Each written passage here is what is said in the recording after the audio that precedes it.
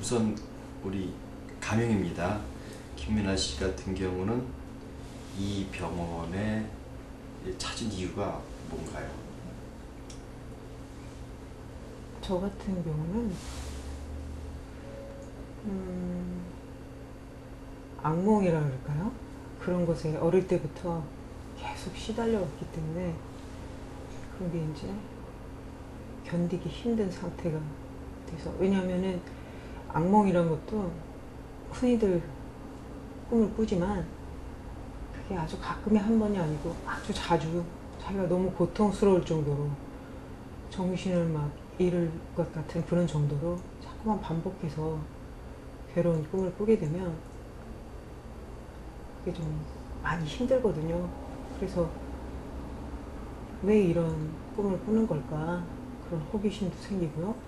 그리고 또 하나는 또 제가 갖고 있던 어떤 중독 증상, 그런 것을 치료하기 위해서 왔어요. 그러니까 요새 중독이라 그러면 많은 것이 있잖아요. 흡연도 있고 알코올 등등, 그래서 많은 중독이 있는데요. 사소하게는 콜라 중독이나 일 중독, 또 심하게는 또 섹스 중독, 이런 것까지 중독이 많이 있잖아요. 그래서 제가 갖고 있는 어떤 그런 문제점, 그런 걸 해결하기 위해서 왔어요. 김민아 씨가 꾸는 그 악몽은 이제 사람은 이제 악몽이라고 하면 이제 다 가위에 눌리고 그러는데, 같은 악몽이 계속 반복되는 건가요? 아니면 다른 유형의 악몽들이 계속 이렇게 되나요? 저 같은 경우는 특정한 악몽들이 계속 반복이 되는데, 이제 크게 보자면 세 가지 정도가 계속 패턴이에요. 한 가지는 끊임없이 도망 다니는 거예요. 계속 도망 다니는 꿈. 근데 그게 자기가 이제 여기저기 꿈에서 볼 수 있는 어떤 거리라든지 구조물들을 계속 끝도 없이 달려서 숨이 턱끝까지 찰 정도로 달리다가 깨고 그러는 것도 힘들고요. 또 한 가지 악몽은 어떤 아무런 주변에 어떤 나를 괴롭히는 어떤 눈에 보이는 대상이 없는데 아주 컴컴한 공간 속에서 말할 수 없이 공포를 느끼는 그런 꿈이에요. 굉장히 공포를, 아주 극한적인 공포를 느껴서 막 정신이 달아나 버릴 정도로 그런 공포를 느끼는 꿈. 또 한 가지는 몸을 일으키고 싶은데 일으킬 수가 없는 그런 꿈이죠. 저 같은 경우는 치료를 받으면서 또 제가 제 자신의 문제에 집중하면서 사실은 이런 꿈의 이유를 알 수 있을 거라고 사실 생각은 안 했는데, 현재로서는 이유를 알게 되었죠. 김 박사님 말씀 들으니까 완전히 치유됐다고 하시던데요.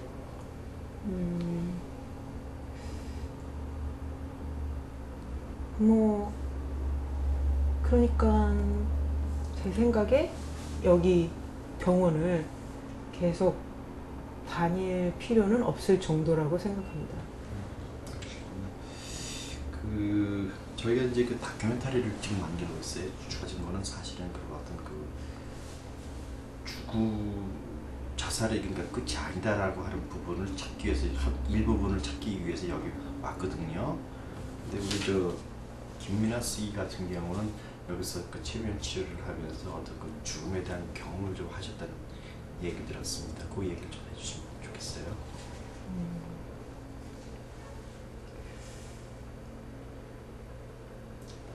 최면 치료를 하게 되면요, 사람마다 그 자신의 과거를 보는 이 패턴이 좀 틀려요. 어떤 분들은 병원에 와서 진료실에서 아주 쉽게 최면 상태에 들어가시는 분들도 계세요. 그리고 저 같은 경우는 아무래도 상당히 과학적 사고라든지 그런 데 함몰되어 있기 때문에 경계를 많이 하고, 그렇기 때문에 쉽게 최면에 들어가지는 않더라고요. 그렇지만 여기 한국의 유명한 최면 선생님들도 그렇고 외국의 최면 선생님들도 그렇지만 최면 환자를 이제 진찰을 하게 되면 당신이 집에 돌아가면 이제 많은 꿈을 꾸거나 그러면 그것들을 꼭 잊지 말고 잠에서 깨었을 때 바로 필기를 하십시오. 그런 말씀을 하시거든요. 그래서 사실 저는 이해할 수 없게 이 선생님과의 최면 약속이 선생님께서 저에게 약속이 잡혔다고 하시기 한 달 전서부터 많은 꿈을 꾸게 되었어요. 이해할 수 없는 꿈, 제 상상의 범위를 벗어나는 내 자신이 알 수 없는 옷을 입고 알 수 없는 장소에서 여러 가지 일을 하거나 혹은 당하는 그런 꿈들을 꾸게 되었습니다. 그리고 그런 것들이 나중에 제가 저의 전생을 본다는 것을 명확하게 느끼게 되었죠. 그리고 또 한 가지는 예를 들어서 김 박사님 같은 경우는 책이랑 그 다음에 그 최면 CD라 그럴까요? 그런 거를 최면 그 프로그램을 출판을 하셨는데요. 그거를 통해서 최면에 제가 들어간 적이 있어요.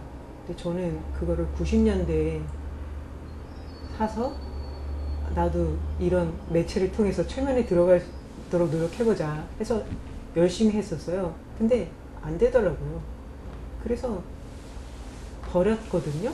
그런데 최근에 그거를 다시 구입해서 또 치료를 받으면서 그걸 듣고 있었는데 역시 안 되다가 제가 그걸 시작한 지 한 10년 만에 갑자기 제 자신이 과거 속으로 쑥 빠져 들어가는 그런 경험이 있었어요. 그러니까 사람마다 이런저런 그런 다른 경로로 해서 자신의 전생을 보게 돼요. 그 본인의 그 전생 얘기를 좀 잠깐 좀 그래서 해주시면. 제가 저의 전생을 본 것은 많은데요. 한 가지 예를 들려면 제가 몸을 일으키고 싶었는데 너무나 일으키고 싶은데 일으킬 수 없는 그런 꿈 있잖아요. 근데 제가 김 박사님의 그 CD를 듣고 있다가 최면에 들어갔습니다. 그런데 제가 무사의 옷을 입고, 그러니까 갑옷이라고 그러죠. 갑옷과 투구를 입고 있더군요. 그리고 허리 아래쪽을 살펴보니까 저는 제가 무슨 짧은 치마 같은 걸 입고 있어서 미니스커트를 입었나 했는데 그게 아니라 장수들이 이 허리 아랫부분을 감싸기 위해서 하는 어떤 그 금속재로 된 그런 막이라 그럴까? 짧은 금속 치마라 그럴까? 그런 역시 전투의 도구였어요. 그런 것을 입고 있는 제 자신을 발견했어요. 그리고 보통의 전생 체험에서 그렇듯이 상황이 휙휙 바뀝니다. 그래서 제 자신의 그 장수의 어린 시절의 모습으로 돌아간 제 자신을 봤어요. 그래서 다른 나이가 어린 친구와 이야기하는 제 모습을 봤고요. 그리고 다시 장면이 바뀌고 저의 죽음의 장면을 보았어요. 제가 하얀색 말을 타고 장수기 때문에요. 가고 있는데 습격을 받았습니다. 그래서 사람들이 저를 등 뒤에서 찔렀어요. 긴 창으로. 그리고 제 말도 공격당한 것 같습니다. 그래서 제가 말에서 굴러 떨어졌어요. 굴러 떨어졌는데 그때 그들이 제 목을 베었죠. 저는 굉장히 억울하고 분노하고 원통했습니다. 왜냐하면 저는 장수고요.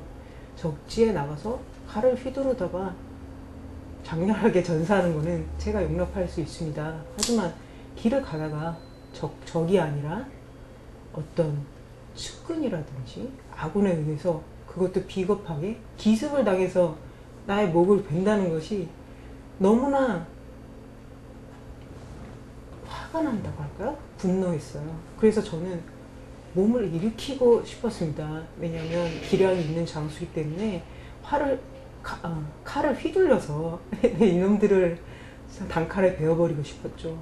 그런데 저는 일어날 수가 없었어요. 왜냐하면 목이 잘렸기 때문이죠. 저는 웬일인지 모르겠지만 그 꿈을 꾸고 나서는 몸을 일으키기가 힘든 그 꿈을 꾸지 않습니다. 지적 그러니까 그 전생의 죽음을 보셨네요. 그렇죠. 그리고 전생을 볼 때는요, 마치 이런 경우가 많습니다. 그 경우에도 본다기보다 자기 자신이 바로 그것을 다 경험하듯이.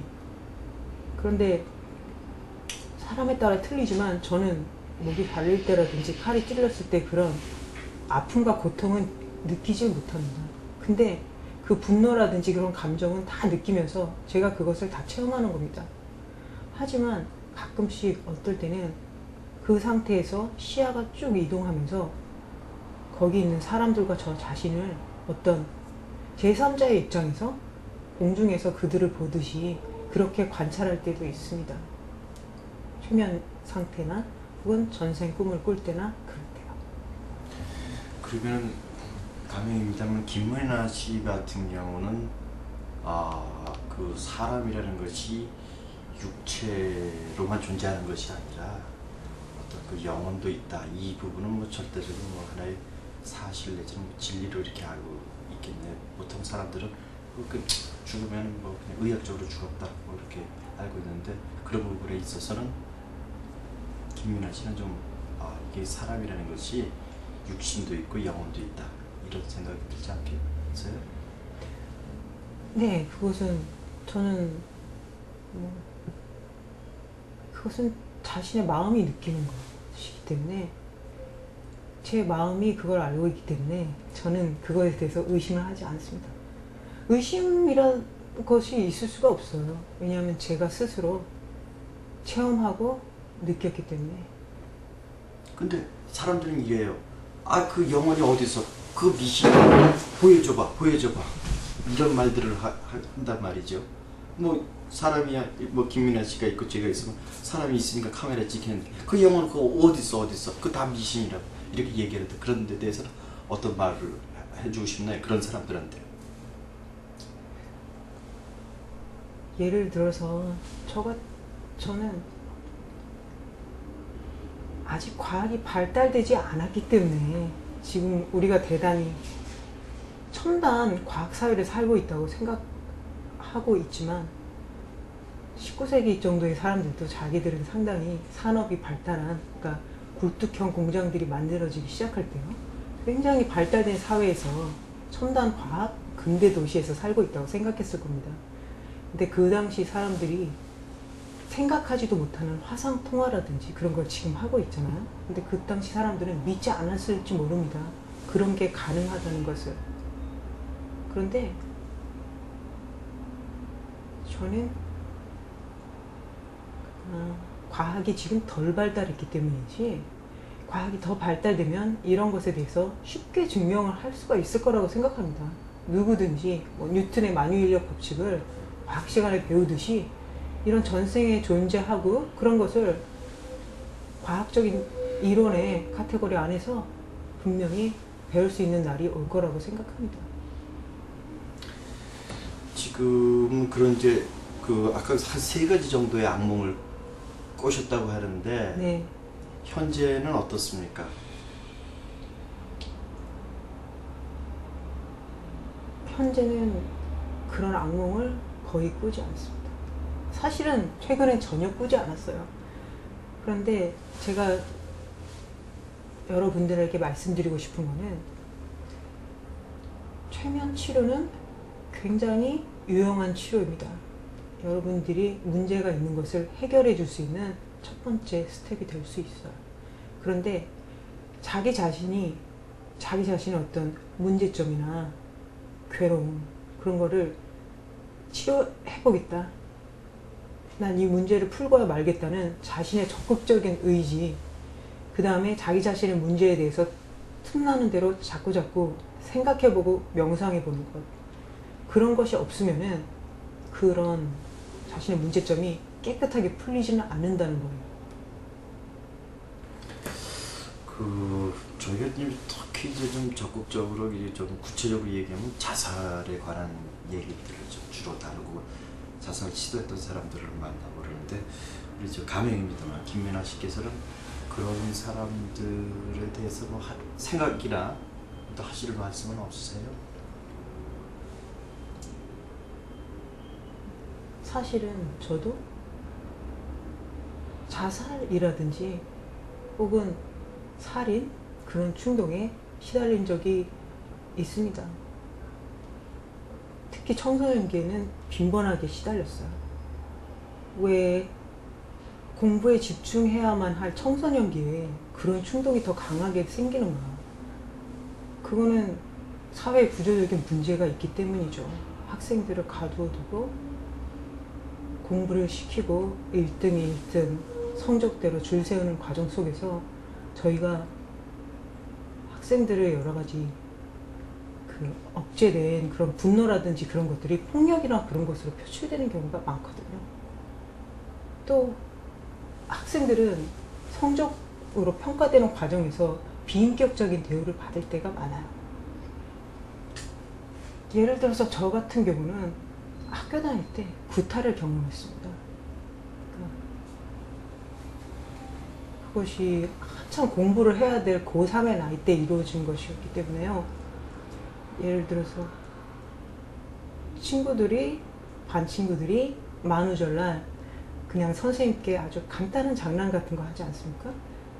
뭐 심한 건 아니었고요. 수업이 시작했는데 모르는 척하고 책상에 엎드려 있는다든지 이런 간단한 장난을 했는데 선생님이 갑자기 들어오셔서 저를 나오라 그래서 심하게 구타를 하셨어요.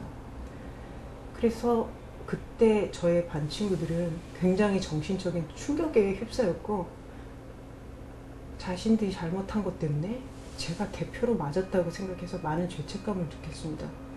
그리고 저 같은 경우는 공부를 상당히 잘하는 학생이었기 때문에 굉장히 큰 분노와 수치심을 느꼈죠.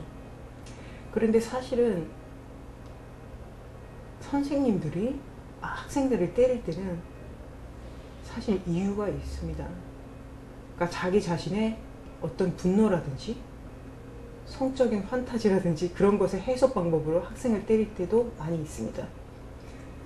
사실 이런 것은 친구들에게 말한 적은 없지만 저는 그 같은 선생님에게서 고등학교 2학년 때 성희롱을 당했습니다.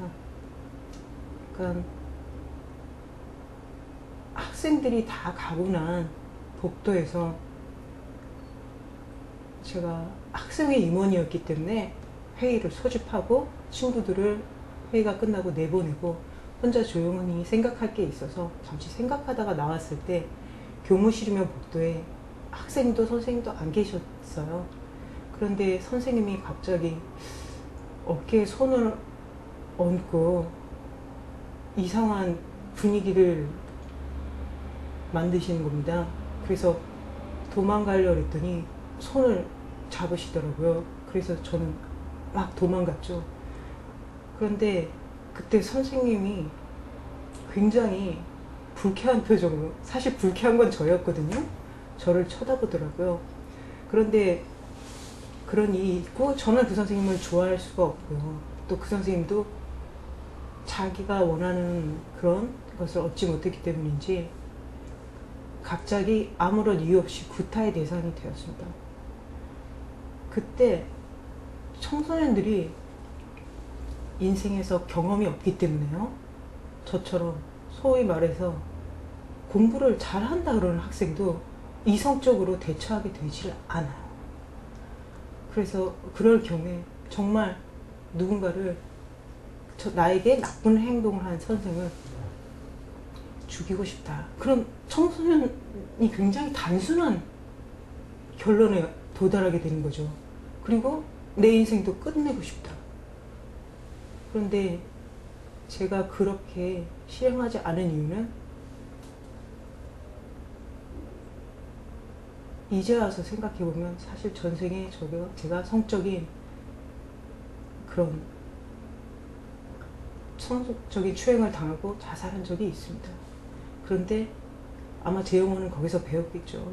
그렇게 인생을 끝내는 것은 옳지가 않다.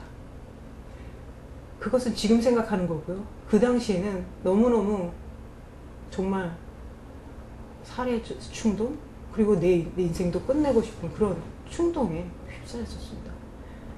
하지만 내가 이런 일로 예를 들어서 나를 성추행하거나 구타한 대상을 생명을 뺏는다는 것이 가당한 처벌인가?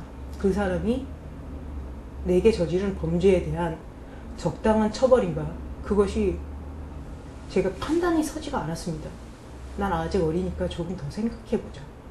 그리고 또 한 가지는 그렇게 저를 구타하고 성추행하려고 한 대상 때문에 내 인생을 아무렇게나 내팽개치는 것이 그것이 세상에 대한 복수가 되겠느냐, 그것이 세상에 도움이 되겠느냐. 아직 어리니까 조금 더 생각해보자. 그것 때문에 그 당시에 과격한 결정을 내리지 않고 일단 학업을 할 수 있었죠.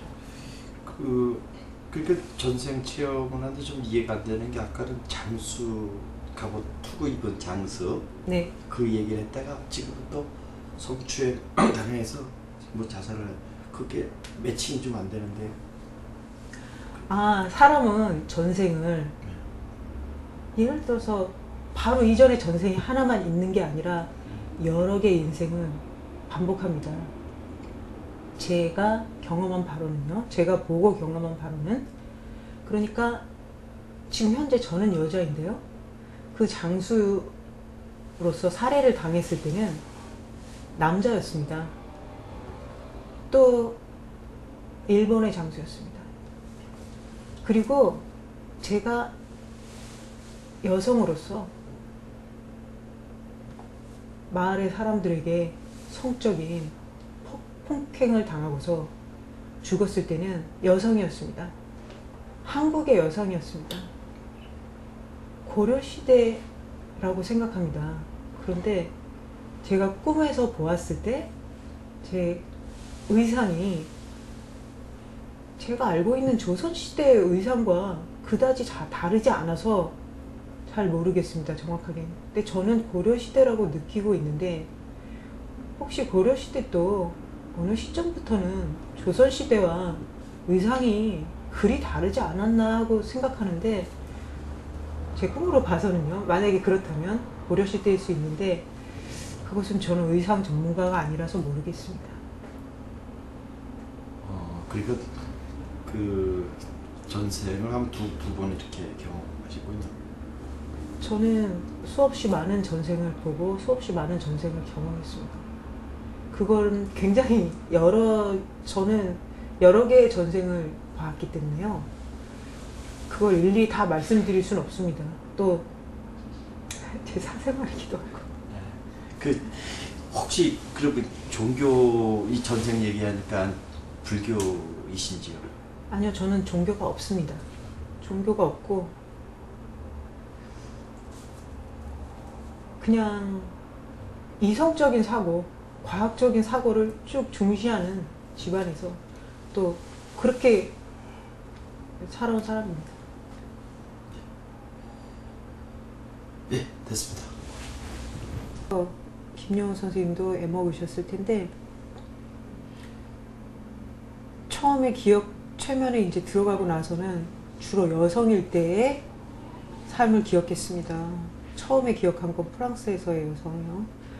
그리고 여성일 때의 삶을 기억하다가 제 영혼이 전생이란 걸, 그런 걸 많이 믿게 되면서는 이제 믿음을, 제 경험에 의해서 이제 제 너무 현재 21세기의 지구 과학 수준에서의 그런 것을 조금 벗어나서 제 마음이 오픈되고 나서는 제가 남성으로서의 제 전생도 보기 시작했어요. 그러셨구나. 그 실례입니다만 지금은 지금 어떤 거? 저는 평범한 주부입니다. 주부셔요? 네, 물론 직장 생활을 했어요. 선생님 같으신 거 같죠?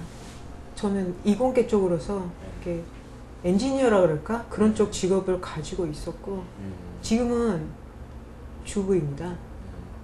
전업주부? 현재 그렇습니다.